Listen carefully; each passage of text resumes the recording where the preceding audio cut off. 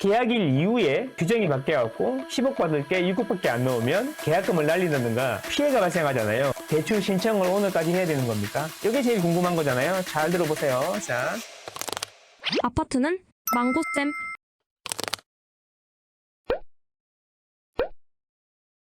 이번 대책이 나오면서 나는 어떻게 해야 될까? 지금 집을 사려고 했는데 또는 이미 계약금을 내놨는데 또는 입주권을 구매해놨는데 혹시 이주비 대출을 안 나오고 대출을 안 나오고 이러면 어떡하죠? 8억 대출 받아야 되는데 6억밖에 안 나온다는데 기존 집을 처분해야 된다는데 어떻게 해야 할까요? 궁금한 게 많지 않습니까? 그런 건 또 Q&A로 나오는데 여러분은 혹시 이게 집 사려고 마음 먹으시고 첫 대책일 수도 있고 대책이 한두 번 나와본 경우도 있지만 사실 내 이야기가 아니라서 딥하게 스터디 안 하신 경우도 있을 거예요. 그래서 많이 불안하실 건데요. 저는 수도 없이 당해봤습니다. 그래서 조금 해보신 분들은 이게 되게 익숙하실 겁니다. 하지만 잔금을 내야 되는 입장에서는 초조할 수밖에 없죠. 한 번씩 읽어보도록 하겠습니다. 듣고 나시면 의문이 많이 해결되실 겁니다. 한번 보죠. 자, 이번 대책의 추진 배경은 뭐냐? 이런 거죠. 추진 배경은 금융권 가계대출 연간관리 목표 내에서 이루어지고 있으나 현재까지는 최근 금리나 인정이죠. 토지거래 허가제 해제, 토지거래 허가제 해제하면 올라간답니다.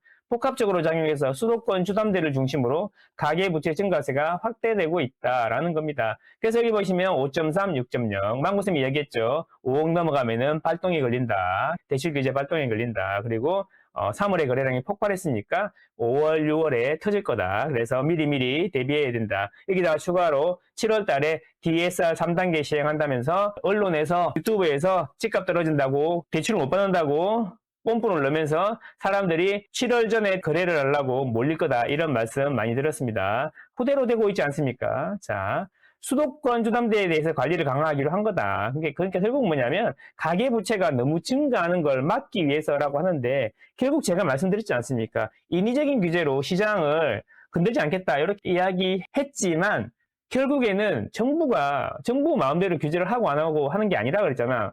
실제로 규제하는 건 뭐라고요? 정부가 아니라 집값이다. 집값이 오르면 정부가 규제를 하게 돼 있다. 결국에는 뭐냐면 지금 정부는 규제를 안 하겠다고 처음에 얘기했지만 집값이 계속 오르면 결국 규제를 할 수밖에 없기 때문에 규제에 대응을 해야 되는데 가장 좋은 방법은 실수요를 보호한다는 명목이 있을 거다. 이게 다 무슨 소리냐면 실수요를 보호하지 않으면 증권이 무너진다는 것을 문재인 정권 때 확인을 했잖아요. 그래서 이번에는 실수요 보호가 타이틀인 거예요. 그래서 일시적 1가구 2주택까지는 선이다라고 말씀드렸고 따라서 전략을 하셔야 된다 이렇게 말씀드렸던데 그대로 되고 있죠.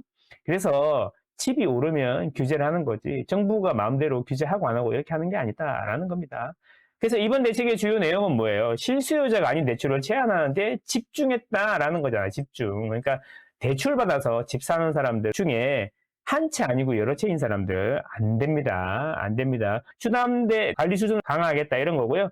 대출을 운영한 주택 추가 구입은 금지하겠다. LTV형이라는 얘기잖아요. 그러니까 다주택은 하지 마라 이런 이야기인 거죠. 자, 실거주 목적이 아닌 대출을 제한한다. 예를 들어서 대출을 받아 주택을 구입한 차주는 6개월 내에 전입 의무를 해야 된다. 주담대를 그래서 수도권하고 규제지역은 6억까지만 해주겠다 이런 겁니다.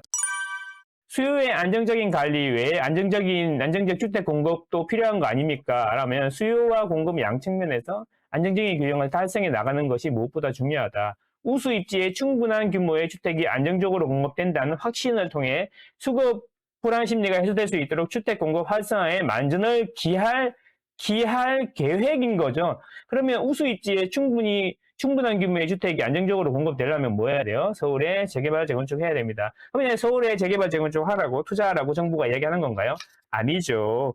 재건축 초과이익 환수제라든지 이런 거는 폐지가 안 됐으니까. 앞에서는 그렇게 얘기하는데 뒤에서는 공급을 안 하고 있는 거니까 사람들이 그걸 이제부터 너무 잘 알고 있기 때문에 그래서 서울의 집을 자꾸 사려고 하는 겁니다. 그래서 재건축 아파트가 제일 많이 오르는 거 아니겠습니까? 자, 규제 지역은 추가로 지정되는 것인지 이거 궁금하지 않습니까? 자, 그래서 높은 경계감을 갖고 예의주시하고 있으며 활용 가능한 모든 순환을 동원할 계획이다. 시장 안전 조치도 배제하지 않고 적극 강구할 계획이다. 이런 거잖아요. 그래서 7월 초에 주정위가 열리잖아요. 거기서 규제 지역을 지정하는데 그 규제 지역 어디 지정할지도 제가 한두어 달 전에 이미 다 말씀드렸지 않습니까? 이제서 이야기가 나오는 거죠. 자, 성동구, 광진구, 그 다음에 동작구, 한강 파트장 있잖아요. 강동구 이런데 조심하셔야 돼요. 양천구, 과천 이런 데인데 글쎄 대대적으로 많이 지정할지 않을지는 잘 모르겠지만 일단 그래도 성동구하고 과천은 거의 확실하지 않나? 양천구, 목동이랑 동단위로도 지정할 수 있으니까 막 그렇게 보시면 되겠습니다. 그래서 그렇게 됨에도 불구하고 실수요자들은 보여줄 거니까 이것까지 대출을 받아서 옮기실 분들은 안전이죠. 안전. 그렇습니다. 자, 경제 성장률 하향 전망을 반영하여 총량 관리 목표를 감축하는 것인지 맞다. 이런 겁니다. 맞다. 총량 관리 목표 초과 시 대출 공급이 전면 중단되는가? 대출 안 해주는 거야 그러면 이제? 그건 아니다. 그건 아니고 대출은 중단 없이 해주겠다. 대신에 차율적으로 해야 된다. 대출은 중단이 없는데 차율적으로 중단하는 거는 내가 못 먹는다. 이런 이야기예요. 그래서 이제 알아서 잘 대출을 받으셔야 됩니다. 자, 그럼 여기서 중요한 거. 그러니까 처분조건부 1주택자인 경우 기존 주택 처분 기한의 기산일과 위반 시 불이익은 뭐냐 이런 이야기잖아요. 기산일은 뭐예요? 명의 등기죠. 등기일이고요. 그 다음에 위반은 기한의 이익 상실. 그러니까 3년 동안 대출 못 받는 겁니다. 이게 중요하죠. 기존 대출을 증액할 수 있잖아요. 만기가 와가지고 대환을 하거나 만기를 연장할 수도 있잖아요. 이런 경우에 어떡하냐. 내가 10억을 대출 받았었는데 이제 대출 만기가 됐어. 갱신해야 돼. 어떻게 해야 되는 거죠? 그런 경우에는 대출금의 증액이 없다면 대출 기한 연장하거나 금리 또는 만기 조건만 변경되는 경우, 그 다음에 제약정 자한 대행 시에는 종전 규정이 적용된다. 이런 이야기예요. 그러니까 대출이 그냥 금액이 안 늘어나고 그대로 가는 경우에는 기존 거를 유지해준다. 이런 이야기예요. 이거 되게 중요해요, 여러분. 대출 만기가 왔는데 대출은 있잖아요. 한 번 받으면 보통 7년 이상 대출을 갖고 계시니까 그 사이에 뭐 고정금리도 5년 지나고 나면은 뭐 이렇게 금리가 바뀔 수도 있고 다시 갱신될 수도 있잖아요. 그런 경우에는 그대로 예전 규정대로 해준다라는 겁니다. 그리고 여러분들이 가장 궁금해하시는 거 한번 보겠습니다. 구독, 좋아요, 구독, 좋아요. 경과 규정이라는 거예요. 이게 뭐냐면 누구부터 적용되는 겁니까? 소급 적용되는 건가요? 그런 건데 소급 적용은 안 됩니다. 이거는 계속 그랬습니다. 참고하실 거 저의 의견입니다만 열이면 9은 항상 이렇게 했다. 근데 지금 대출 상담사님이나 은행 창구에 전화하면요. 전화도 잘 안 되지만 혹시 전화 받으면 이렇게 이야기하십니다. 규정이 내려와 봐야 말씀드릴 수 있다. 이렇게 이야기합니다. 그러니까 괜히 전화해봐야 그냥 마음만 더 타들어갑니다. 근데 그분들도 10원짜리 한 장 안 나가면 안 되잖아요. 약속한 대로 해야 되기 때문에 금융권은. 그래서 규정이 나와봐야 되는 건데 대부분 경우에 열의 9이 아니에요. 그 대부분의 경우에는 이렇게 했다는 거예요. 그래서 한번 보세요. 헷갈리면 안 돼요. 지금 그냥 이거잖아. 계약을 오늘까지 하면 되는 겁니까? 또는 계약이 아니고 대출 신청을 오늘까지 해야 되는 겁니까? 이게 제일 궁금한 거잖아요. 잘 들어보세요. 자, 시행일 전까지 금융회사가 전산상 등록을 통해 대출 신청 접수를 완료한 차주는 종전 규정을 적용합니다. 라고 하니까 대출 오늘까지 접수해야 되나 보다. 이렇게 생각하십니다. 잘 보세요. 잘 보세요. 그리고 주담대, 생활안정자금, 전세대출, 신용대출 공통 적용한다 그러니까 쫄리잖아. 자, 그런데 보세요. 주택구입 목적 주담대는 시행일 전까지 주택 매매 계약을 체결하고 계약금을 이미 납부한 경우입니다. 가계약 불인정입니다. 뭔 소리예요?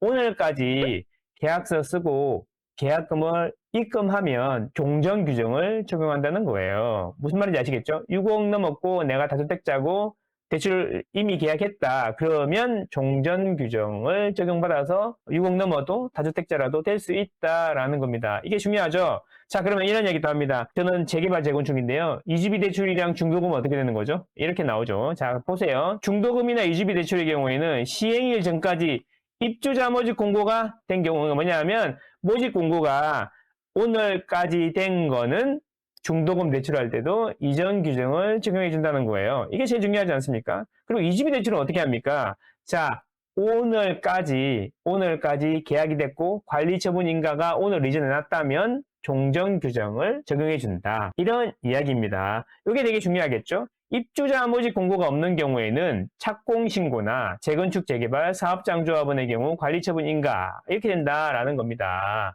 아시겠죠? 그러니까 관리 처분 인가 나고 계약을 오늘까지 하면 이주비는 종전 규정대로 나온다라는 겁니다. 이거 많이 쫄았을 겁니다. 자, 입주자 모집 공고가 없는 경우는 착공만 하면 된답니다. 착공.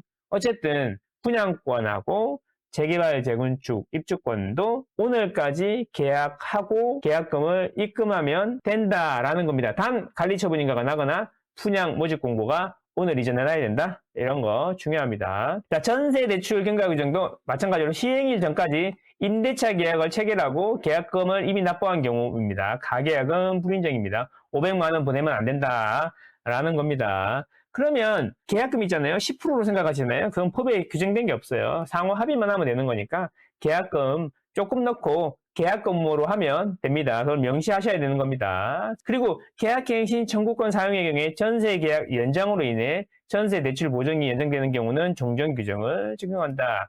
이런 겁니다. 전세 대출 받았는데 계약갱신 청구권 실행했어요. 그러면 종전 규정대로 해준다라는 겁니다. 아니, 그러면 선생님, 왜 대출 접수하라는 이야기는 어디서 나오는 겁니까? 라고 볼 수 있잖아요. 이거예요. 자, 보세요. 자, 잘 들어보세요. 주담대나 전세자금 대출이나 중도금이나 이주비는 내가 오늘까지 계약을 하겠다는 의사를 남긴 걸 확인을 할 수가 있어. 계약서라든지 모집 공고라든지 관리처분 인가 날짜가 이미 있으니까.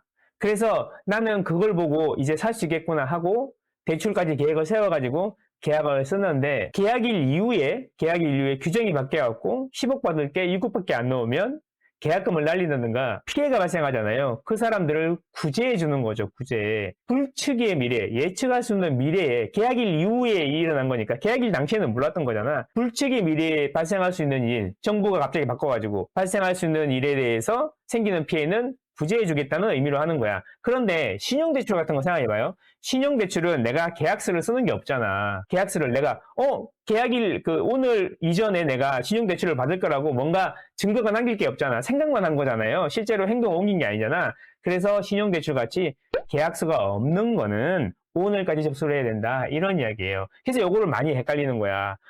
지금 그러면 계약도 하고 대출까지 접수해놔야 돼요?